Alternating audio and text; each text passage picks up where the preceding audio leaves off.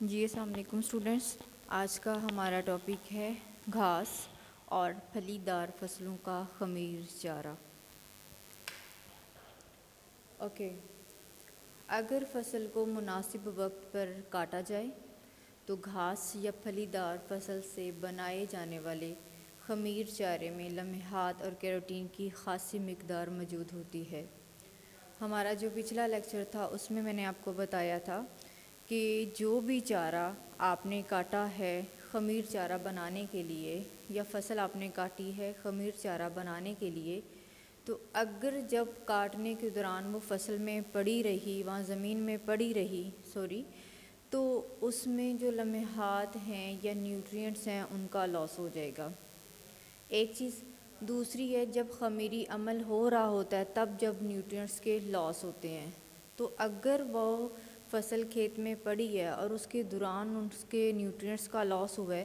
تو جب وہ خمیری چارہ بن جائے گا اس میں بھی وہ نیوٹرینٹس کی کمی ہی ہوگی۔ یہ نہیں ہوگا خمیری عمل ہونے کے بعد جو نیوٹرینٹس پہلے لاس ہوئے تھے وہ دوبارہ خود بخود اور بن جائیں، اور اس کی جو مقدار ہے نیوٹرینٹس کی پہلے کی نسبت جب آپ نے چارے کو خمیر نہیں کیا تھا اس کی نسبت خمیر چارے میں زیادہ ہو۔ یعنی کیا ہوگی، جتنے فصل میں نیوٹرینٹس ہوں گے اتنا ہی خمیر چارے میں بھی نیوٹرینٹس ہوں گے۔ اور اگر آپ کے پاس جو چارہ ہے یا فصل ہے جس کا خمیر چارہ بنانے جا رہے ہو اس میں نیوٹرینٹس کی کمی ہے،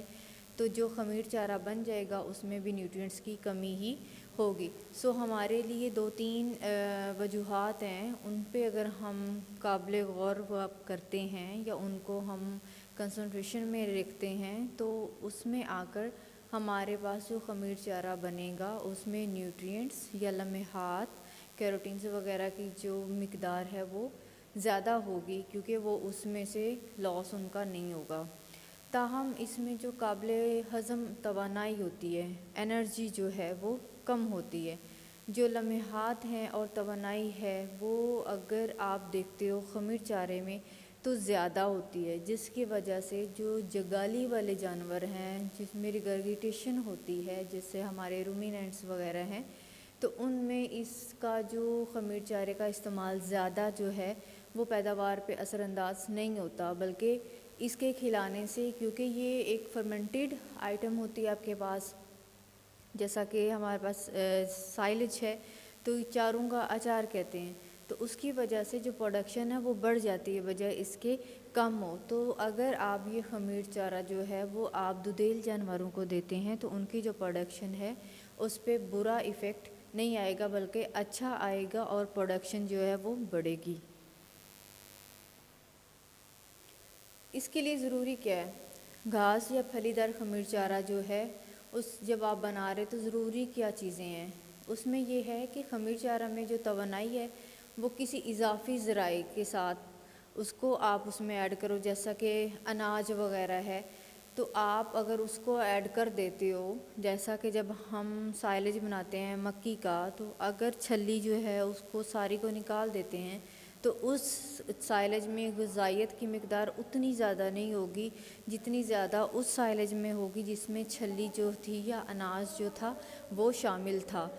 اگر اس چارے میں جو توانائی ہے وہ کم ہے تو کسی اضافی ذرائع سے آپ اس کی جو کمی ہے اس کو پورا کر سکتے ہو۔ اور ایک یہ بھی سین ہے کہ جو کم لمحات والا چارہ ہے جس میں پروٹین وغیرہ کم ہے تو اس خمیر چارے کے ساتھ کھلایا جائے، اس طرح لمحات اور توانائی کا جو تناسب ہے وہ خوراک مؤثر استعمال کے لیے موزوں ہو جاتا ہے۔ دیکھیں، آپ کے پاس ایک چارہ تھا، اس میں لمحات کم تھی، اور آپ نے یہ جو گھاس یا پھلی دار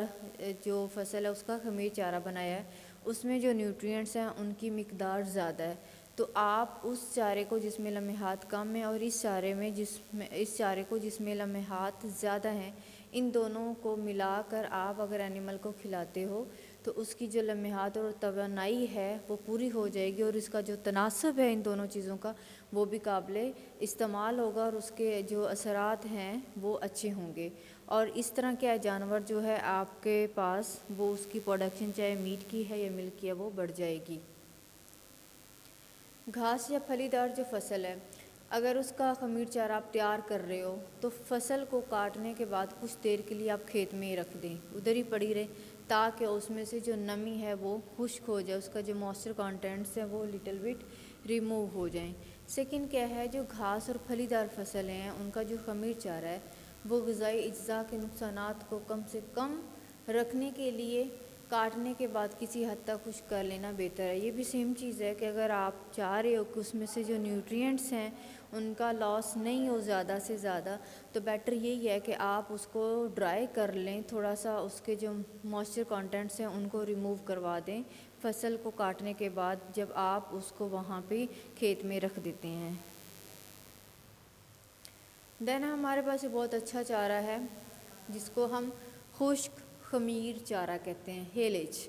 اور یہ بہت زیادہ یوز ہو رہا ہے، اس کے ایفیکٹس بہت زیادہ اچھے ہیں، ٹھیک ہے۔ تو ہم خمیر چارے کی ایک قسم ہے خشک خمیر چارہ، ایک ہمارے پاس تھا ایک تھا ہمارے پاس سائلیج، یہ ہے ہیلیج، یہ اس کی تھرڈ ٹائپ ہے جو کہ بہت زیادہ یوز بھی ہو رہی ہے آج کل۔ اس میں کیا ہوتا ہے، اس چارے کو جب آپ تیار کرتے ہو تو جب آپ اس کو تیار کر رہے ہوتے ہو اس ٹائم جو فصل ہے اس میں جو نمی ہوتی ہے وہ 50 سے 60% تک کم کی جاتی ہے، ٹھیک ہے۔ اگر آپ ہیلیج بنا رہے ہو تو ہیلیج بناتے وقت جو فصل میں نمی ہے، موئسچر کانٹینٹس ہیں، آپ ان کو 50 سے 60% تک کم کرتے ہو۔ سیکنڈ چیز یہ ہے کہ یہ جو چارہ ہے یہ بہت زیادہ زود ہضم ہوتا ہے، اس کی جو ڈائجسٹیبلٹی ہے وہ بہت زیادہ ہے، اور اس میں تیزابیت، امونیا اور غیر لمحاتی نائٹروجن کے جو مرکبات ہیں ان کی جو مقدار ہوتی ہے وہ بھی کم ہے، ٹھیک ہے۔ تو اس لحاظ سے اگر آپ دیکھتے ہیں تو یہ بہت زیادہ جو ہے ڈائجسٹیبل چارہ ہے اور اس کا یوٹیلائز بہت ہو رہا ہے آج کل۔ یہ بنا کیسے رہے ہیں، یہ ہوا بند گڑوں اور ڈبوں میں نہایت کامیابی سے تیار کیا جا سکتا ہے۔ ہوا بند گڑوں میں، ہوا بند سے مراد کیا ہے، وہی سیم اینیروبک کنڈیشن ہے، ٹھیک ہے۔ اور کیا ہوتا ہے، اس قسم کے چارے میں جو تحلیلی اور خلیوں کے تنفس کے ذریعے ہونے والے نقصانات نمدار خمیر چارے کی نسبت کم ہوتے ہیں۔ اب کیا ہے کہ اس میں جو ریسپریشن ہو رہی ہے اس کے خلیوں میں وہ بھی کم ہے، اور جو نمدار جب چارہ بنا رہے ہوتے ہیں اس میں جتنے نیوٹرینٹس کے لاسز ہوتے ہیں جو واٹر سولیبل ہیں یا دوسرے والے ہیں وہ کیا ہیں، اس چارے میں کم ہوتے ہیں دوسرے چاروں کی نسبت۔ لیکن اگر آپ اس چارے کی تیاری کے دوران مناسب طریقے سے اس کو دبا دیتے ہیں اور اس میں جو زیادہ حرارتیں پیدا ہونے کے امکانات ہوتے ہیں تو اس سے کیا ہوتا ہے، چارے کی جو رنگت ہے وہ خراب ہو جاتی ہے۔ تو اس کی احتیاط ضروری ہے کہ جب آپ اس چارے کو تیار کر رہے ہوں تو مناسب جو احتیاط ہے وہ کی جائے، اور اس کو زیادہ جو دبانا ہوتا ہے اس کے لحاظ سے اس کو دیکھا جائے کہ آپ کتنا دبا رہے ہو، کتنا نہیں دبا رہے۔ اگر آپ اس کی غذائیت کے بارے میں بات کرتے تو اس کی غذائیت کا کیا سین ہے، اس کی جو غذائیت ہے اس میں کمی آ جاتی ہے، اور لمحات میں کی جو ہاضمیت میں بھی کمی ہو جاتی ہے، اور وہ کیوں ہو جاتی ہے، اگر آپ نے اسے اچھے سے دبایا نہیں ہے، اس کی جو ریکوائرڈ کنڈیشنز تھی وہ آپ نے پوری نہیں کی، اور جب زیادہ حرارت پیدا ہوگی تو گلنے سڑنے کا عمل بھی ہونے لگ جائے گا، اور دوسری چیز یہ ہے کہ آگ لگنے کا جو خدشہ ہے وہ بھی بڑھ جائے گا، بیکاز اس میں جو موئسچر کانٹینٹس ہیں وہ بہت کم آپ نے کر دیے، 50 to 60% تک آپ نے اس کو کم کر دیا۔ دوسری چیز یہ ہے کہ یہ جو خشک خمیر چارہ ہے یہ جانوروں کو کھلانے سے، اسپیشلی جو ہمارے دودیل جانور ہیں ان میں جو پروڈکشن ہے ملک کی اس میں اضافہ ہو جاتا ہے۔ غالباً یہ جو ہے چارہ جانوروں میں خشک مادہ نسبتاً زیادہ مقدار میں کھلائے جانے کی وجہ سے بھی ہوتا ہے کہ جب آپ جانوروں میں خشک مادہ زیادہ دے رہے ہیں تو بھی جانوروں کا جو ڈرائی میٹر ہے وہ پورا ہوگا اور ان کی جو پروڈکشن ہے وہ بھی بڑھے گی۔ اب جی ہمارے پاس ہے مکی کا خمیر چارہ۔ ہم پیچھے جتنے بھی چارہ جات پڑھ چکے ہیں ان میں ہم کسی نہ کسی طریقے سے مکی کا ذکر آ جاتا تھا، اب باقاعدہ ہم پڑھیں گے مکی کا خمیر چارہ کہ اگر آپ مکی کا جو سائلیج ہے وہ بنا رہے ہیں تو اس کے کیا ریکوائرمنٹس ہیں، آپ اس کو کیسے بناتے ہیں۔ جو مکی کے چارے سے تیار کیا جانے والا خمیر چارہ غذائیت کے لحاظ سے سب سے بہتر تصور کیا جاتا ہے۔ اس کا جو نیوٹریشنل پروفائل ہے کارن کے سائلج کا، مکی کے سائلج کا، وہ سب سے زیادہ بیسٹ ہے، اور اس کا جو استعمال ہے وہ بھی کئی پیدا کرنے والے علاقوں میں اس لیے بھی زیادہ ہے کیونکہ اس کی فی ایکڑ پیداوار اور دیگر خریف کے چاروں میں سب سے زیادہ ہونے کے علاوہ اس میں کل قابل ہضم غذائی اجزاء بھی زیادہ ہوتے ہیں۔ پہلی بات تو یہ ہے کہ اس کا جو نیوٹریشنل پروفائل ہے سائلج کا، مکی کے سائلج کا، وہ سب سے بہترین ہے۔ دوسرا جو اس کا استعمال ہے وہ بھی اس لیے زیادہ ہے کہ یہ ان ایریاز میں جہاں پہ یہ سائلج استعمال ہوتا ہے وہاں پہ جو مکی کی پروڈکشن ہے وہ بھی زیادہ ہے، اور جو فی ایکڑ پیداوار ہے وہ بھی زیادہ ہے دیگر جو خریف کی فصلیں ہیں ان کی نسبت۔ اور سب سے جو مین چیز ہے اس کا نیوٹریشنل پروفائل بہتر ہونے کے ساتھ ساتھ اس میں جو ٹوٹل ڈائجسٹیبل نیوٹرینٹس ہیں، کل قابل ہضم غذائی اجزاء بھی ہیں، وہ بھی سب سے زیادہ ہوتے ہیں۔ اس کے علاوہ کیا ہے اس کے جو گڈ کریکٹرز ہیں کہ اس فصل کو کاٹنا، کترنا اور خمیر چارہ بنانے کے دیگر جو عمل میں بھی انتہائی ایزینس ہے کہ یہ آپ آسانی سے اس کو کتر بھی سکتے ہیں، کاٹ بھی سکتے ہیں، خمیر بھی کر سکتے ہیں۔ اگر مناسب طریقے سے آپ اس کا خمیر چارہ تیار کرتے ہیں تو یہ انتہائی قابل ہضم غذا جانوروں کے لیے ہے۔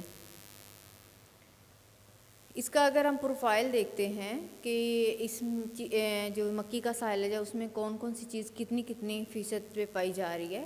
تو مکی کے خمیر چارے میں جو توانائی کی بھی کافی مقدار موجود ہوتی ہے۔ تاہم توانائی کے اگر لحاظ سے آپ دیکھتے ہیں تو اس میں جو قابل ہضم لمحات کی مقدار ہیں وہ کم ہوتی ہیں۔ خشک مادے کی بنیاد پر مکی کے خمیر چارے میں اگر آپ ڈرائی میٹر بیسس پہ اس کے پروفائل کو دیکھتے ہیں تو اس میں 8 سے 9% لمحات یعنی پروٹین ہے،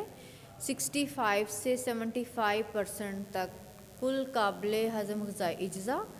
0.33 یا 0.33% جو ہے اس میں کیلشیم ہے، اور 0.2% اس میں فاسفورس ہے۔ اور اگر اس کا یہ نیوٹریشنل پروفائل دیکھا جائے تو یہ بہت اچھا ہے، اور اس میں جو خشک مادہ ہے وہ اس کی بہا پہ اگر یہ پروفائل کو آپ دیکھتے ہیں اور یہی والی پروفائل والا جو سائلج ہے وہ آپ جانوروں کو آفر کرتے ہیں تو ان میں جو دودھ کی پروڈکشن ہے اور میٹ کی پروڈکشن ہے وہ دونوں ہی بڑھ جائیں گی۔ اب ہے کہ چھلیاں نکالنے کے بعد کاٹے جانے والی فصل سے تیار کیے جانے والا خمیر چارے میں تقریباً 50% تک دانے ہوتے ہیں۔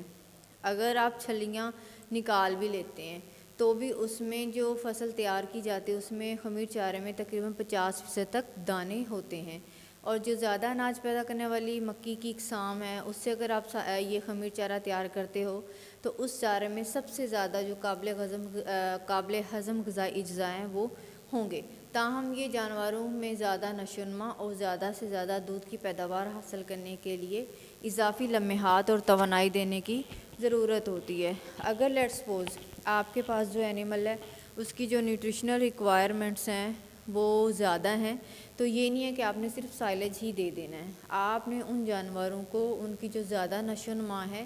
ان لینے کے لیے اور زیادہ سے زیادہ دودھ کی جو پروڈکشن ہے وہ لینے کے علاوہ آپ نے اس میں جو باقی جو چیزیں ہیں جیسا کہ ہم ونڈا استعمال کرتے ہیں جس میں بہت زیادہ لمحاتی سورس بھی ہوتے ہیں یعنی پروٹین کے سورسز ہوتے ہیں، لائک سویابین میل ہے، کینولا میل ہے، یا پھر توانائی جس طرح ہمارے پاس مکی ہے، ٹھیک ہے، تو آپ نے یہ بھی ساتھ میں دینے ہیں۔ جب وہ والی ساری چیزیں اور یہ مکی کا جو سائلج ہے یہ آپ جانوروں کو ایک ساتھ دیں گے TMR بنا کے ٹوٹل مکس راشن کی صورت میں یا ویسے آفر کریں گے تو جانوروں کی جو دودھ کی پروڈکشن ہے اور میٹ کی پروڈکشن ہے وہ دونوں بڑھ جائیں گی۔ Thank you.